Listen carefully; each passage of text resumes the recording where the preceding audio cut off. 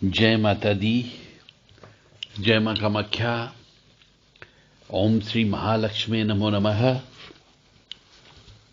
ओम श्रीम ह्रीम श्रीम कमले कमलालय प्रसीद प्रसीद श्रीम ह्रीम श्रीम ओम महालक्ष्मी नमो नमः। ओम श्रीम श्रीय नमः। लक्ष्मी की कृपा प्राप्त करने के लिए बहुत से साधक आध्यात्मिक साधनाएं भी करते हैं। जिन मनुष्यों को धन की कमी हो, अर्थ की कमी हो, मकान की कमी हो, उनको लक्ष्मी जी की साधना करना ही चाहिए। मांत्रिक साधना भी होती है जो मंत्रों के माध्यम से की जाती है। यांत्रिक साधना भी होती है जो लक्ष्मी जी के यंत्र से की जाती है। और तांत्रिक साधनाएं होती है जो तंत्र के माध्यम से की जाती है। कुछ लोग आध्यात्म में विश्वास नहीं करते हैं, जो नास्तिक होते हैं, जिनकी आध्यात्म में बिल्कुल भी आस्था नहीं है और जो लक्ष्मी को देवी मानकर केवल सोने, चांदी, रत्न, भौतिक वस्तु समझते हैं, वे पूजा पाठ, ध्यान, साधना न करके वो अपने पुरुषार्थ के बल पर, मेहनत के बल पर, अपने चातुर्यता के बल पर, अपने श्रम की सामर्थ्य को ध्यान देते हुए वह लक्ष्मी जी को प्राप्त करते हैं। और इसमें भी दो प्रकार के व्यक्ति होते हैं।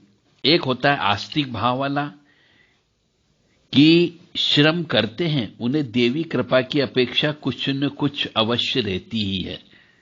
और कुछ लोग नास्तिक विचार के होते हैं, वह न केवल अपने तन मन की शक्ति को ही लक्ष्मी प्राप्ति का आधार मानते हैं।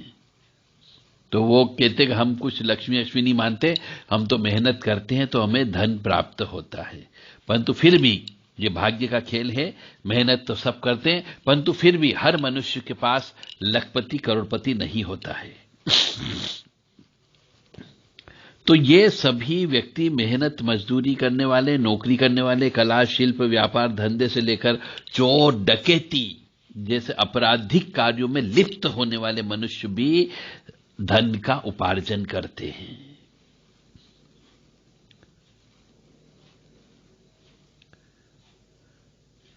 जो अच्छे प्रयास करते हैं उन्हें यदि असफलता भी होती है तो भी सामाजिक सम्मानता तो प्राप्त होता ही होता है। परंतु आपराधिक प्रयास से यदि धन प्राप्त भी कर लेता है तो भी वह व्यक्ति उपेक्षित रहता है, निंदित रहता है और कभी कभी तो पकड़ा जाने पर दंड भी मिल जाता है। आध्यात्मिक दृष्टि से लक्ष्मी को साधना करने के लिए, प्राप्त करने के लिए मंत्र जप करते हैं, यंत्र का पूजन करते हैं और तंत्र का प्रयोग करते हैं। इसीलिए हमारे यहां पे दिवाली का समय बताया गया है। धनतेरस से लेकर के भाई दूज तक लक्ष्मी जी की तंत्र, मंत्र और यंत्र तीनों की प्रयोग किए जाते हैं ताकि पूरे साल भर तक लक्ष्मी जी की कृपा बनी रहे। और अनेक जगह इनके बारे में लिखा गया है। जैसे मंत्र जप के बारे में कहें तो मंत्र जप भी एक तरीके की साधना है। अब जैसे दूरदर्शन हो गया, टेलीफोन हो गया या चालक रहित विमान हो गए, ये भौतिक यंत्र ये सफलतापूर्वक कार्य कर रहे हैं। इन सब में जो है सिद्धांततः मंत्र जप का ही है। यानी विभिन्न देवी जी के मंत्र, स्तुतियां और नामावली का कंटिन्यू लगातार जप करके वांछित फल प्राप्त किया जा सकता है। इसके बाद में आता है यंत्र का पूजन किया जाता है। यंत्र एक तरीके से देवी देवताओं को स्थूल रूप को सूक्ष्म आकार में बनाने का प्रयास ही यंत्र कहलाता है।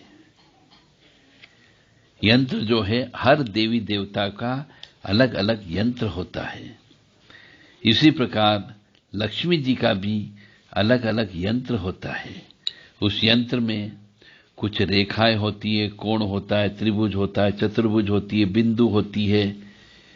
यह सब एक तरीके का गणितीय खेल होता है और उस गणित को एक विभिन्न आकार में बना करके यंत्र बनाया जाता है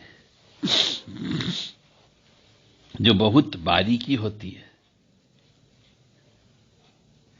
इन यंत्रों का निर्माण विशेष तिथि मुहूर्त में करना चाहिए और यंत्र बनाने का कुछ नियम है। उन नियमों का पालन करेंगे तो ही यंत्र काम करता है। और तंत्र साधना, लक्ष्मी जी तंत्र के माध्यम से भी सर्व सुलभ हो जाती है, परंतु इसके लिए गुरु की आवश्यकता होती है। कुछ यंत्र ऐसे होते हैं जो मंत्र जप की अनिवार्यता खत्म कर देते हैं। सिर्फ यंत्र की पूजा करो और आपको लक्ष्मी जी की कृपा प्राप्त होती है। परंतु हमारे यहाँ पे भारतीयों को अंधविश्वासी बहुत ज्यादा कहा जाता है और इस अंधविश्वास के चलते ही तंत्र मंत्र और यंत्र तीनों का प्रयोग लक्ष्मी प्राप्ति के लिए करते हैं। तंत्र में भौतिक वस्तुओं का उपयोग अधिक होता है, इसलिए उसे तंत्र कहा गया है। अब भौतिक वस्तु का मतलब हो गया कुछ सामान के माध्यम से लक्ष्मी जी को प्रसन्न करना होता है। जिस प्रकार की हवन करते हैं तो हवन में लक्ष्मी जी को कमल गट्टे बहुत पसंद होते तो कमल गट्टे से हवन किया जाता है। तांत्रिक मंत्रों का प्रयोग करते हुए लक्ष्मी जी को खीर पसंद होती है तो खीर से हवन किया जाता है। हलवा पसंद होता तो हलवे से हवन किया जाता है। तो तंत्र में हवन अत्यंत आवश्यक होती है और तंत्र में जड़ी बूटियों का भी प्रयोग किया जाता है। तो तंत्र, मंत्र और यंत्र तीनों के माध्यम से आप लक्ष्मी जी को प्राप्त कर सकते हैं, परंतु इसके लिए आपको उचित गुरु की आवश्यकता होगी। और गुरु यदि मिल जाता है तो आपको मंत्र भी प्राप्त होगा, यंत्र भी प्राप्त होगा और तंत्र भी प्राप्त होगा। इसीलिए बहुत सी जगह दिवाली के समय पे एक स्पेशल किस्म की पोटली बनाई जाती है। उस पोटली में तंत्रात्मक वस्तुएं रखी जाती है, जैसे दक्षिणवर्ती शंख हो गया, विष्णु चक्र हो गए, अक्षत हो गए, एकाक्षी नारियल हो गया, कपूर हो गया, चांदी का टुकड़ा हो गया, हल्दी की गठाने हो गई, लाल रत्ती हो गई, लाल गुंजा, सफेद गुंजा। इस प्रकार बहुत सी जड़ी बूटियों का प्रयोग किया जाता है। विष्णु कांता को रखा जाता है, शिवलिंगी को रखा जाता है, बेल फल के कुछ टुकड़ों को रखा जाता है। ये सब तंत्र आइटम कहलाते हैं। समुद्र से उत्पन्न बहुत से समुद्री झाग होते हैं, उनको रखा जाता है। मोती रखे जाते हैं जो समुद्र में उत्पन्न होते हैं। तो इनका प्रयोग सिद्ध करके रखने से लक्ष्मी जी प्रभावित होती है और मंत्र जप करने से भी लक्ष्मी जी प्रभावित होती है और आपको लक्ष्मी की कृपा अवश्य प्राप्त होती है। ऐसे तंत्र प्रयोग में नाग केशर हो गई, उसको रखने से भी लक्ष्मी जी की कृपा प्राप्त होती है। जय माता दी, जय मां कामाख्या। यदि किसी मनुष्य को लक्ष्मी जी की किताब कैसे प्राप्त करें, लक्ष्मी जी को प्रसन्न कैसे करें, धन आगमन कैसे होगा, उसके टोने टोटके छोटे मोटे, इस संबंध में यदि कोई किताब चाहिए तो देव राधा ट्रस्ट से संपर्क कर सकते हैं। किताब का नाम है निर्धन से धनवान कैसे बने। यह किताब आप देव राधा ट्रस्ट से व्हाट्सएप के माध्यम से संदेश देकर के प्राप्त कर सकते हैं। 9893128047 और 7649862712 ये व्हाट्सएप नंबर है। इन नंबर पर आप संपर्क करके संदेश देकर के वह किताब उचित दक्षिणा के साथ प्राप्त कर सकते हैं। जय माता दी, जय मां कामाख्या।